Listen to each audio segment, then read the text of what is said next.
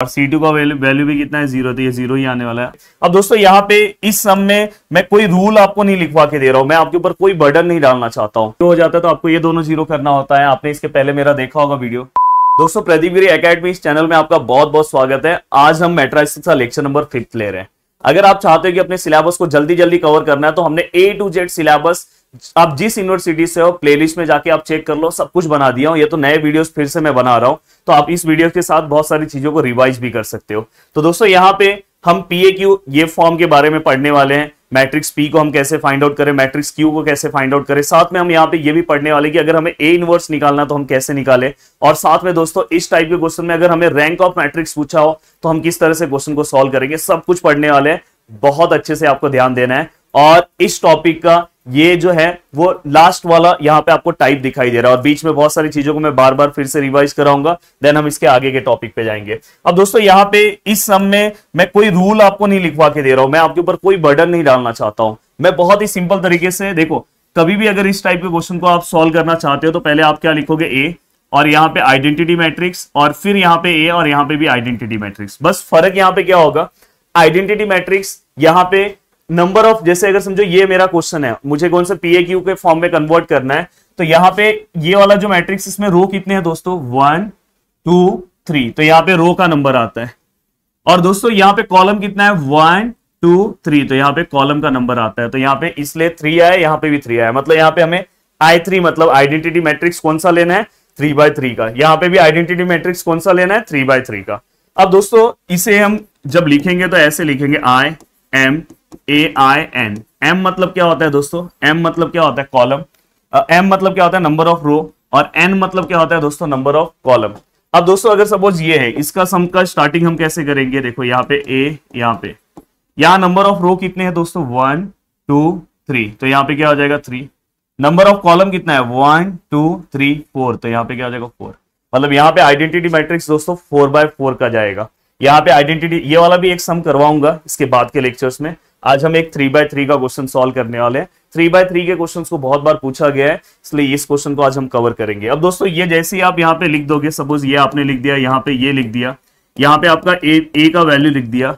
अगर आपने इसके पहले के मेरे लेक्चर्स को देखा होगा नॉर्मल फॉर्म का, वो सेम रूल आपको यहाँ पे अप्लाई करना है, बट जब उसके ऊपर आप रो वाला रूल अप्लाई करोगे तो बस वो इसके अंदर एप्लीकेबल होगा, ये वाले पार्ट को आप टच भी नहीं करोगे। बट जब इसके अंदर आप कॉलम वाला रूल अप्लाई करोगे तो आपको इसमें करना है, इसको टच नहीं करना है, बस ये ध्यान रखना है। बाकी आपको पूरा का पूरा सम इसके पहले वाले की तरह ही सॉल्व करना है। चलो देखते हैं कैसे सम सॉल्व करना है। एक क्वेश्चन है हमारे सामने, तो कम से कम टाइम में मैं बहुत सारी चीजों को अच्छे से आपको बता दूंगा, और कम से कम क्वेश्चन में आप अपनी यूनिवर्सिटी में बहुत अच्छा मार्क्स स्कोर कर सकते हो। अब दोस्तों देखो यहाँ पे A इक्वल टू, यहाँ पे हम क्या लिखेंगे दोस्तों, IMA, यहाँ पे क्या होगा दोस्तों IN। A का वैल्यू क्या है दोस्तों, हम पूरा का पूरा फिर से लिख ले रहे हैं। A का वैल्यू है 1 1 1 1 -1 -1 3 1 1। देखो हमने पूरा का 1 1 1 1 -1 -1 3 1 1। यहाँ पे देखो आपको पता है, चाहिए तो आप यहाँ पे पहले यहाँ पे आप लिख सकते हो। यहाँ पे क्या आएगा, नंबर ऑफ रो कितने हैं 1 2 3, और यहाँ पे A है। नंबर ऑफ कॉलम कितने हैं दोस्तों 1 2 3, तो दोस्तों यहाँ पे ये क्या हो जाएगा 1 1 1 1 -1 -1 3 1 1। और अगर आप यहाँ पे देखोगे नंबर ऑफ रोज, देखो यहाँ पे आइडेंटिटी मैट्रिक्स है 3/3 का, तो 1 0 0 0 1 0 0 0 1। और दोस्तों यहाँ पे अगर मुझे आइडेंटिटी मैट्रिक्स बनाना है तो 1 0 0 0 1 0 0 0 1। अब यहाँ पे हमने सब कुछ लिख दिया। अब ये लिखने के बाद दोस्तों देखो किस तरह से क्वेश्चन सॉल्व होगा। अब देखो दोस्तों यहाँ पे मैं क्या करूंगा, मुझे पता है कि ये वाला एलिमेंट सबसे पहले क्या होना चाहिए, 1 होना चाहिए, तो ऑलरेडी वहां पे 1 है तो कुछ करने की जरूरत नहीं है। उसके बाद याद होगा आपको कि हम पहले रो को सॉल्व करते हैं देन कॉलम को। अगर आपने इसके पहले वाला मेरा वीडियो देखा होगा तो आपको सभी चीजें पता होगी। तो दोस्तों अगर मुझे इसे 0 करना है, ये दोनों को अभी हम 0 करेंगे, तो इसे अगर मुझे 0 करना है तो ये कौन से रो में है, सेकेंड रो में है। किसके रिस्पेक्ट में हेल्प लेते हैं दोस्तों, हम इसका हेल्प लेते हैं R1 का। दोस्तों यहाँ पे नंबर क्या है 1, तो 1 का अपोजिट क्या आएगा -1। सेम यहाँ पे इसे भी हम 0 करेंगे तो यहाँ पे क्या है R3, मतलब ये थर्ड रो में है, ये याद रखना, ये 3 मत समझ जाना, यहाँ पे किसका हेल्प लेंगे दोस्तों, R1 का। यहाँ पे नंबर क्या है 3, 3 का अपोजिट नंबर क्या आएगा -3। अब दोस्तों अगर मुझे इसे सॉल्व करना है तो देखो मैं किस तरह से सॉल्व करूंगा। ये एक क्वेश्चन अगर आप ध्यान से देख लोगे मेरा तो बहुत मजा आ जाएगा आपको, बाकी सभी क्वेश्चन सॉल्व करने आने लगेंगे। अब दोस्तों सबसे पहले यहाँ पे चेंज कौन नहीं होगा, देखो ये रो वाला वैल्यूज है, रो वाले फॉर्मूले के लिए मैंने बोला कॉलम को हम टच नहीं करेंगे, तो कॉलम के जो भी वैल्यूज हैं वो हम वैसे ही लिखेंगे,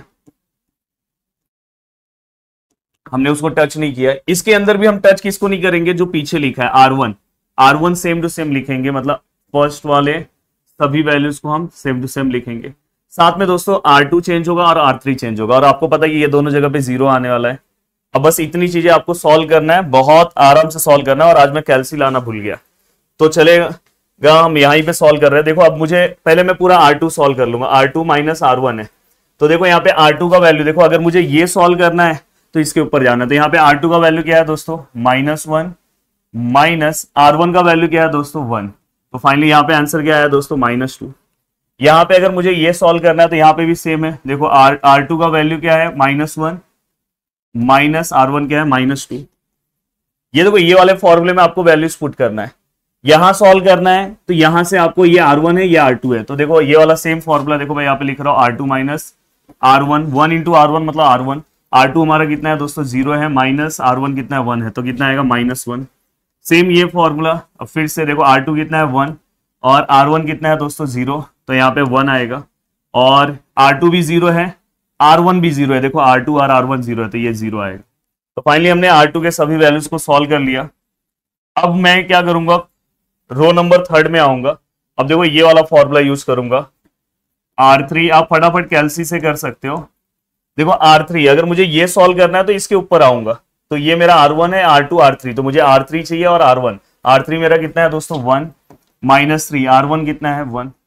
देखो इसमें सबसे ज्यादा प्रॉब्लम देखो बहुत सारे लोग ना 1 -3 कर देते हैं, इसलिए कैलसी से किया करो, 3 1 जा 3 होगा, पहले मल्टीप्लीकेशन होता है, तो फाइनली आंसर -2। बस इसके अंदर मिस्टेक क्या होता है पता है, आप कैलकुलेशन रॉन्ग कर देते हो, इसकी वजह से आपका फाइनल आंसर आता नहीं है।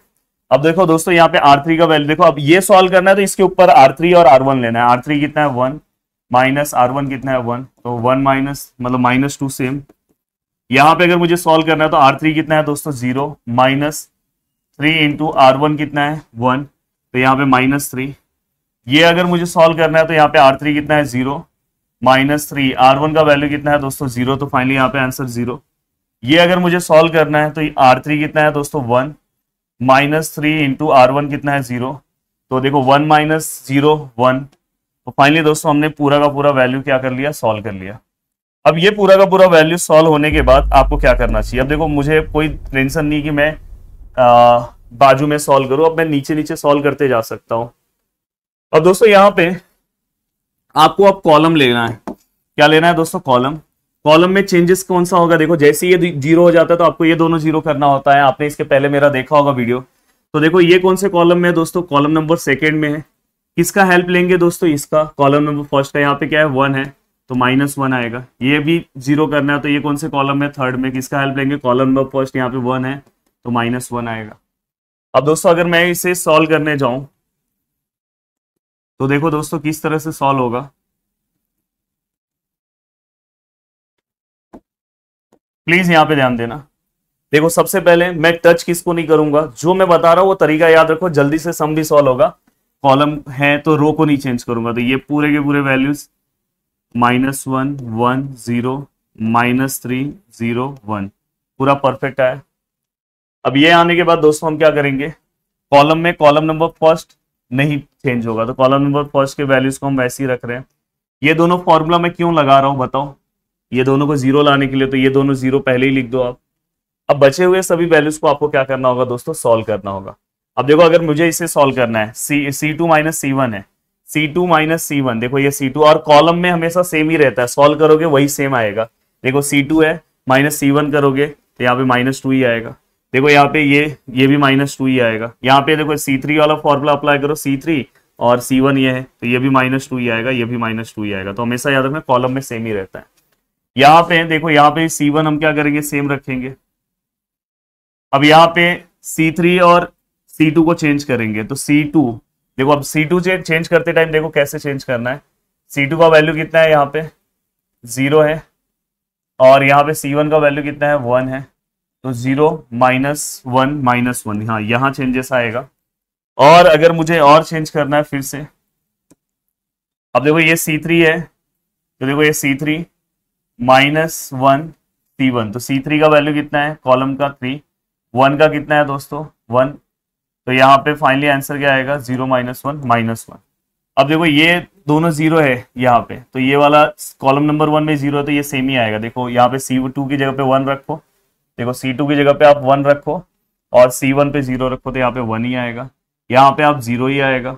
यहाँ पे अगर आप 0 रख के देखो, देखो C2 पे 0 रखो और तो आपको 0 ही मिलेगा आंसर।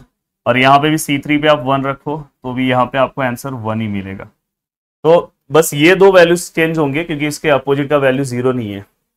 अब दोस्तों ये होने के बाद अब देखो बहुत अच्छे से हम बाकी के स्टेप्स भी सॉल्व करेंगे, लगभग हम अपने डेस्टिनेशन पे पहुंचने वाले हैं। देखो इसके बाद मैं क्या करता हूं आपको पता होगा, ये जैसे ही 1 हो जाता है उसके बाद ये जो नीचे का नंबर है इसको हम 1 करते हैं। अब इसे 1 करने के लिए बहुत सिंपल सा रास्ता है, कुछ नहीं सोचना है आपको। R2 सेकेंड रो में ना, डिवाइड बाय -2, -2 से डिवाइड कर दो 1 हो जाएगा। अब दोस्तों देखो यहाँ पे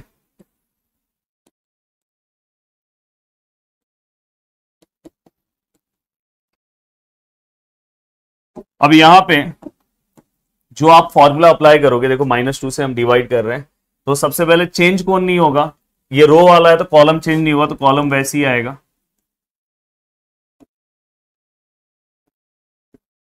हमने लिख दिया।